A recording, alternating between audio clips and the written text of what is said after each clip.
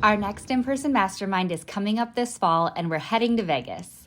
We're kicking off this mastermind with an in-person tour at Zappos downtown Las Vegas campus, where you'll learn their strategies behind company culture, core values, employee engagement, and customer service.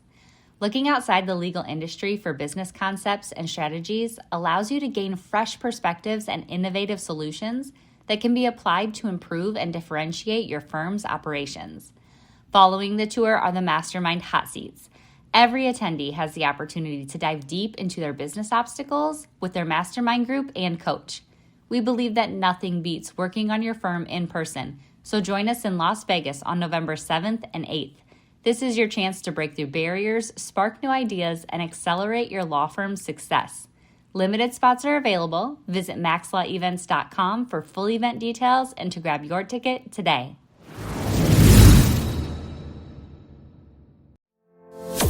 Run your law firm the right way.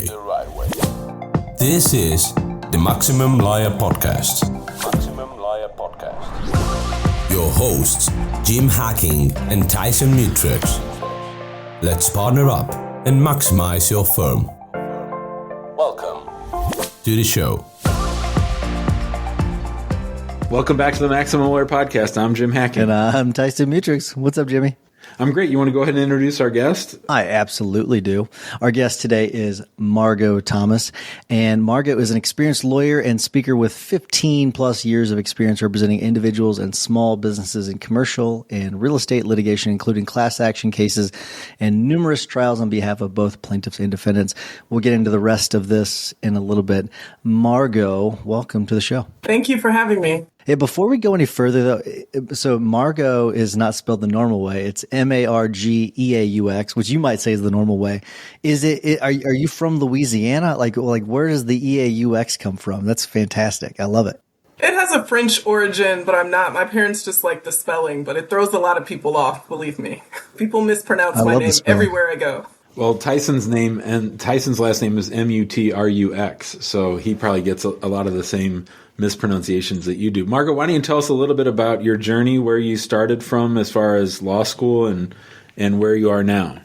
Well, first let me say, I started my firm in 2016, and this was one of the podcasts that I listened to when I started my firm, and I took so many tips from you guys. I feel like you guys are like the OGs, so I'm really honored to be here, and there's so many things that you talked about back then that I implemented that I'm really happy that I did, because it really changed my small firm over the years. So I started my firm 8 years ago. Before that, I was practicing in a medium to big law firm with hundreds of attorneys and mainly representing banks, defending them in commercial litigation. And, I just always felt like, there was something else behind the curtain and something else that I wanted to do. And I took a very big leap of faith, 8 years ago, and here we are.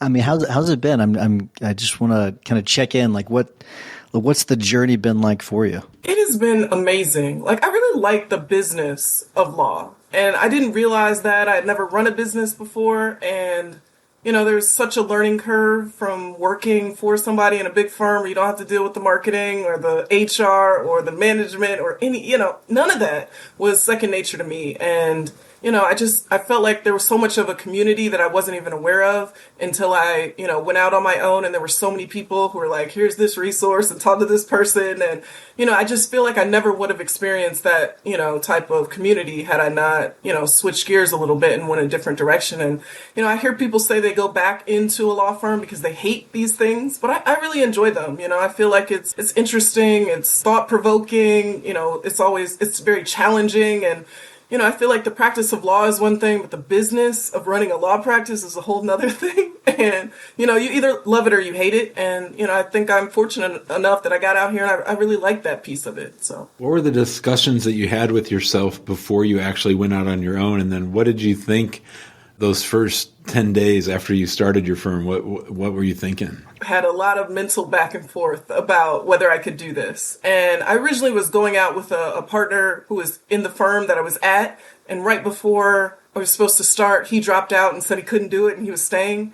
And at that point, I was like, I'm not sure if I can do this on my own. So that was a big part of it. And whether I had the confidence, whether I could do it, I just catastrophized the whole thing as to I'm going to be desolate and homeless and jobless and, no money. And my husband was just like, listen, you can just get another job. It's not that big of a deal. It's not the end of the world. If it doesn't work out, pivot. So, just stop, over catastrophizing the situation. So that was certainly, the thought process going into it. And then, I just had to take a look in the mirror and tell myself a lot of positive affirmations that I could do it. And then it was crazy. After I was like, I really quit my job and I really liked my job and it was a very lucrative job. And I was sitting at my dining room table, I have no job and I don't know. I didn't have a lot of clients. I didn't have a book of business. I was like, this could have been the worst decision, but I was there at that point and it's, sink or swim. So, it worked out. How long did it take to get your feet under you where you're to the point where okay, I can do this. This is okay. Did it hit right away or did it take some time? Talk about that a little bit. A few days after I quit, one of the biggest cases that I was working on, that client decided to come with me. And I didn't know that was going to happen until I left. In fact, I was just like, yeah, I'm leaving everything because these aren't my clients. But they were like, we want to continue to work with you. That made my first year.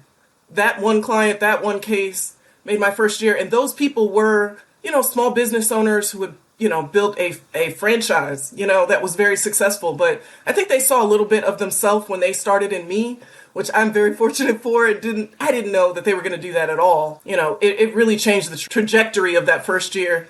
And it gave me some time to reach out to my network and build a pipeline.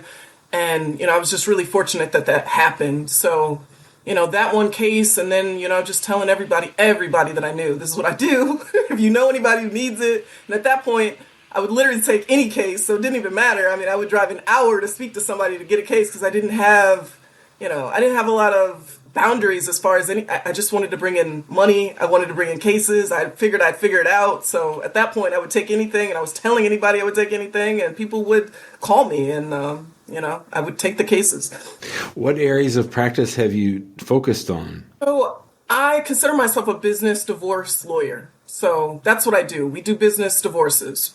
Businesses that are breaking up. There are a lot of small family-owned businesses, partners, spouses, children, a lot of family disputes that unfortunately, there's some larger communication issue or personality dispute that is causing them to go their separate ways. So we help them sort that out and move forward and purchase the rest of the business or sell their part of the business and move forward. So that's what I do. Have you given any thought to maybe in the next 10 years, what that looks like, 20 years, the shape of the firm? I'm just curious how far you've dreamt and how far you've gotten into that goal. So I think the future looks like me moving out of the legal work, the day to day, and really focusing more on the management and the growth of the firm and the, retaining talent, finding talent, training talent, that type of thing, marketing the firm, because those are the things that I've really grown to love a lot, and I thought,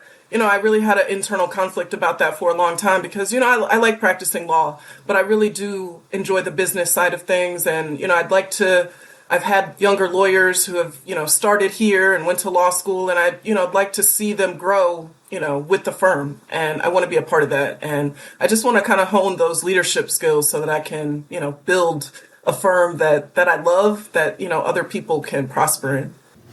I really like your niche, and I'm wondering, content-wise, it just seems something that would be really amenable to content that regular people could consume. Just the idea of business divorce, to me, you summed up your entire practice in 2 days, in 2 words. And I just think that, you could keep an eye out on news stories about business breakups. I think that you could tell your own stories. What kind of content creation strategy have you had around that? Because I just think there's probably stuff in the news every day. Well, I do a lot on LinkedIn. That is our major platform. So we post a lot there about, situations that people find themselves. Are you tired of the marketing guessing game? Does your website feel more like a digital billboard than a client magnet? If you're nodding along, you're not alone. And it's time to stop the uncertainty and start getting real results. Let's talk about your marketing spend. Are you just shelling out money every month and crossing your fingers? Do you ever wonder what impact your marketing is really having on your revenue? Well, it's time to take the guesswork out of the equation with Rise Up Media. We've been working with them for over a year, and the feedback from our fellow members has been fantastic. Rise Up Media is here to take your marketing to the next level. They'll even perform a full audit of your online presence, giving you the good, the bad, and even let you in on what your competition is up to that you're missing out on. And the best part, there's no obligation, no catch, no pressure. If you decide to work with them, their contracts are month to month. That's right. No long-term commitments tying you down. So what are you waiting for? To learn more about how Rise Up Media can transform your firms, visit riseupmedia.com/MaxLaw, and Rise is spelled with a Z. riseupmedia.com/MaxLaw. And how to navigate that, and just the emotional part of it, because a lot of these people have underlying relationships. They've known, they've been friends since grade school, and then they decided to go out on their own, and they built a very successful business, but they can't get past this roadblock with their partner. So our whole platform is talking about what it feels like to go through that situation, and the tools that are out there and resources, and just to tell people we understand, we're business owners, we've been there, this is what we help people with. So given your experience with what you do, and then also you were about to partner with someone and then they decided not to do it, I do wonder, have you given any thought to maybe adding a partner at some point?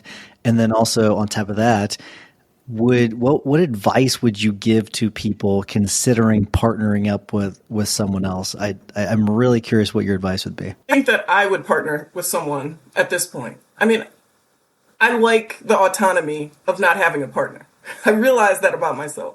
And, I love the personality test. I'm a very high D, when it comes to DISC and the dominant profile. So, I enjoy that, and I understand that about myself. And I don't honestly want to share that with anybody, but I do want to grow the firm and bring in people who can prosper in this environment. So for me, I don't think, I think that worked out in my favor. At the time, it didn't seem that way. But after years of, reflecting on that, I think that was the best possible thing that could have happened, because it made me develop a lot more self-confidence in what I could do that I might not have been able, who knows what would have happened if we had went forward. But, I just had somebody contact me yesterday, and they're like, I'm considering a partnership. What would you say? You deal with all the ones that fail, so you should have a great idea.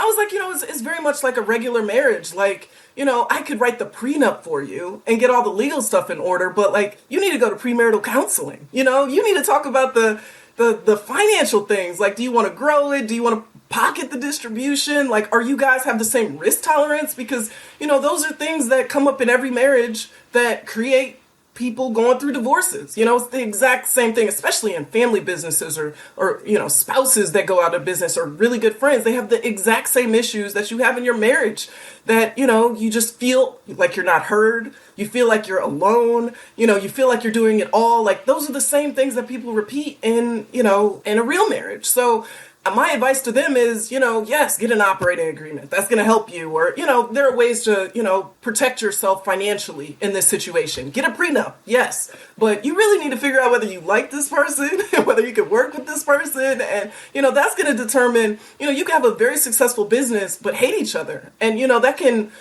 affect your mindset and a lot of other things that cause you to be very unhappy in this business situation. So I tell people there's a lot of business coaches out there who can talk both of you through that process of getting to know whether you are on the same page before you go into this marriage, this business marriage together. So Jim is a big believer in the Colby score. Would you recommend, because you mentioned DISC, would you recommend potential partners doing some sort of testing before they get involved in a partnership?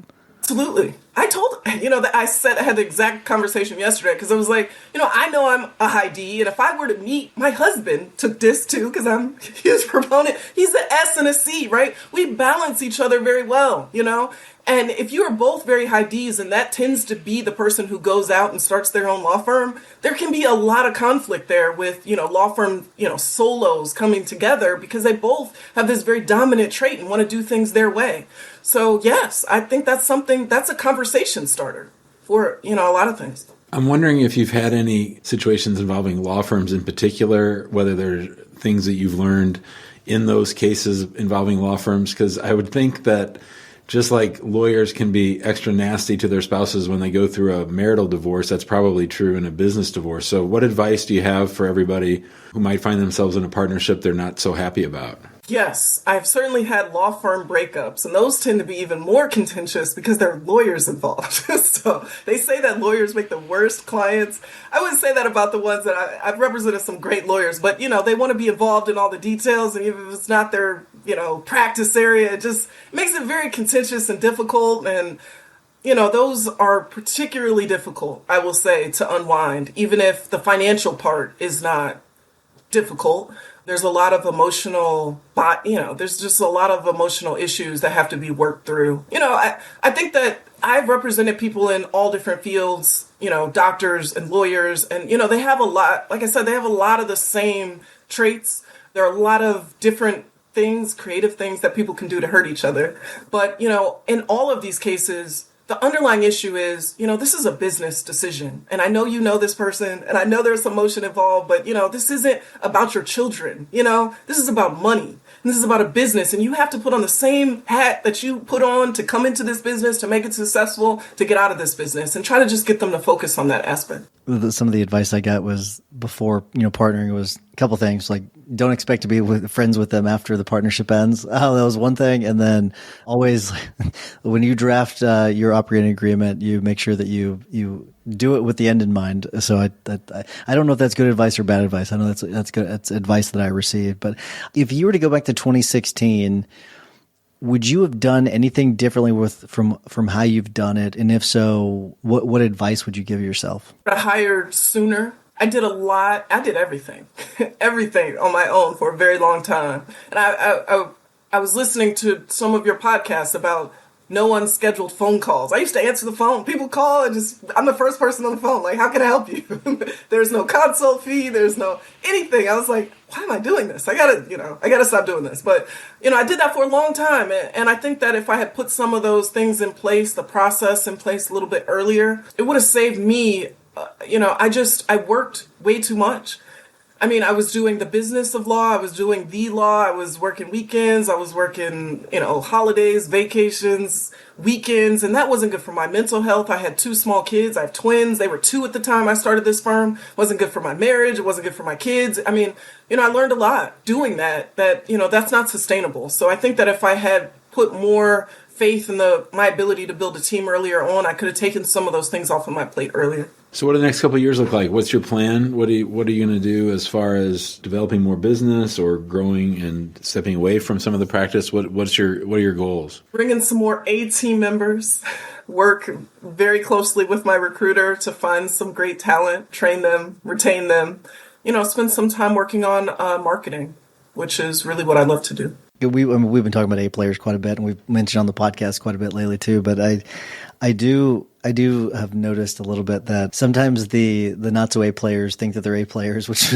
makes it a little bit more difficult in the hiring process. And so there's like the salary expectations and things like that whenever they're applying. We have seen sort of a weird phenomenon going on right now. But I wonder what's it like for you for hiring? Because with it's interesting because like PI for us, it's just weird. It's just a different. I feel like this is just a different breed of attorney that wants to be a PI lawyer versus like a criminal defense lawyer versus like real estate. So I wonder what the market is like for you all in hiring, and if you find it to be like good market right now, bad market. What are your thoughts? It's a good market right now, but I just think hiring in general is so difficult. It is so difficult. I've hired so many people that were like, I want to be a paralegal, and then they get in there and then they're in law school in 2 months. And I was like, and they're leaving. And I was like, I asked that question 5 times during the interview, and you're like, no, I'm a career paralegal. And you're at the same time filling out your law school LSAT and all that, so it's very hard. And people, change their minds, and they're multifaceted. They have a lot of needs, and, just dealing with people is a very difficult part of, keeping them happy and, giving them what they want, and, allowing them to feel heard is a huge part of the process, and figuring out who is a good fit and quickly so that you can get them out of there if they're not a great fit, which is something that is a mistake that I've made, kept people that I knew that were not a good fit way too long because I just didn't want to, have the hard conversations. So, Yeah, I think it's a good market. I'm optimistic. I have a recruiter that I work with very closely, and I'm optimistic that we'll bring in some great talent this year. We'll see what happens, but I'm trying to look at it optimistically, so we'll see. Do you do much for referrals, like from attorneys or from maybe the attorneys that work on, setting up these companies? Does any business come that way? Absolutely. We get a lot of referrals because a lot of people don't want to touch these type of cases, or, they're just transactional attorneys. One of the first attorneys I met when I started this firm was like, I do transactional law. I don't want to go to court. I was like, we are a match made in heaven. Great. And he sent me so much business. And I don't know what he was doing with those cases before he met me, but it worked out very well for me when I was starting my firm. So yes, I try to align myself with a lot of transactional attorneys who are in small firms, who, set up businesses, and, those businesses, they call them back and say, I have a contract dispute, or I have a dispute with my partner or vendor or client. And we take those cases, and it is a great referral relationship. I love it.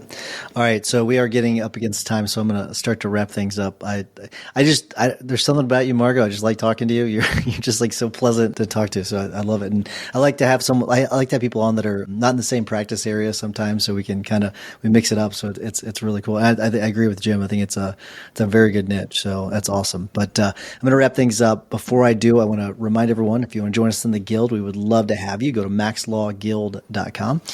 If you've not yet joined the big Facebook group, do that. That's free. Just search Maximum Lawyer on Facebook and you'll be able to join us there. And if you've gotten something from this episode or any of our other episodes, if you give us a 5-star review, we would greatly appreciate it.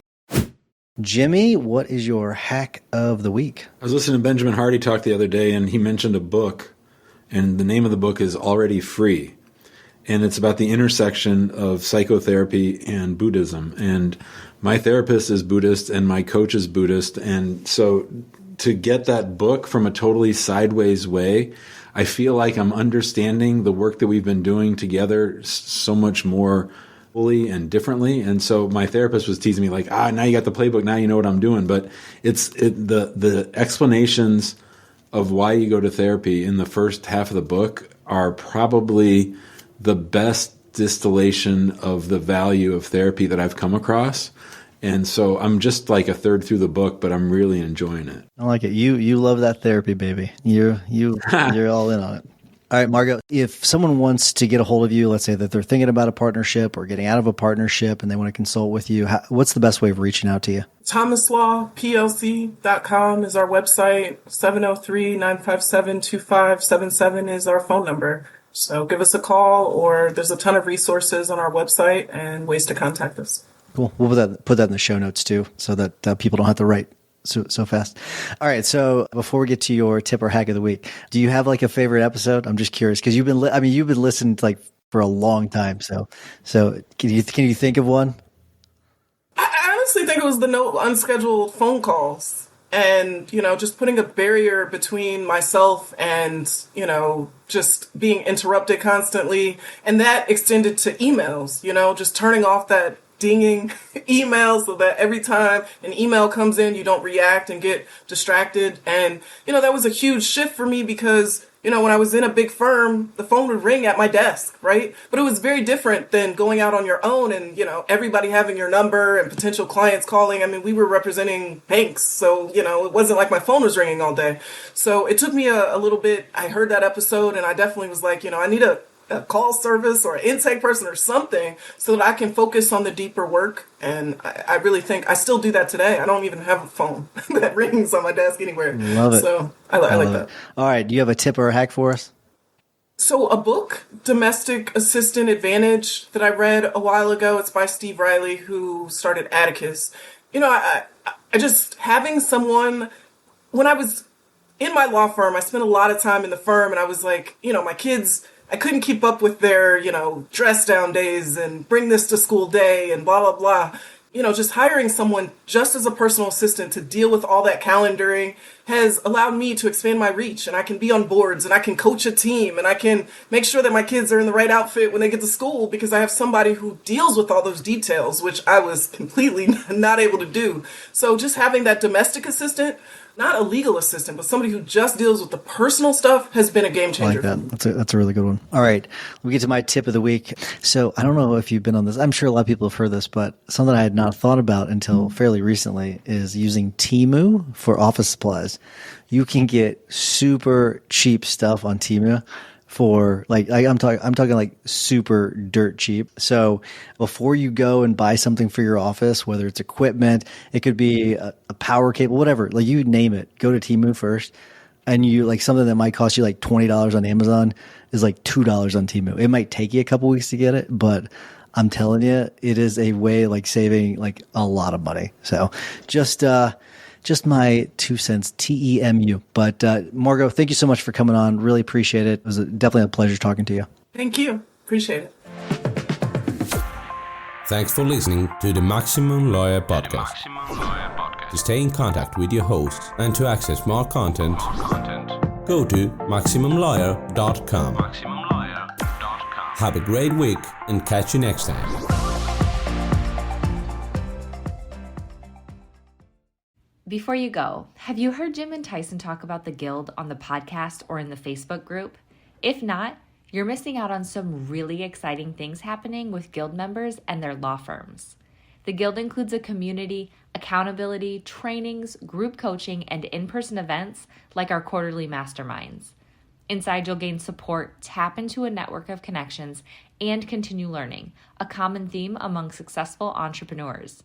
Investing in a community is like the self-care of business ownership. Surrounding yourself with other people who get it is crucial when you're creating a rock-solid foundation to build your business on, one that's strong enough to withstand setbacks, transitions, and growth. So head to MaximumLawyer.com/the Guild to join now and get started today.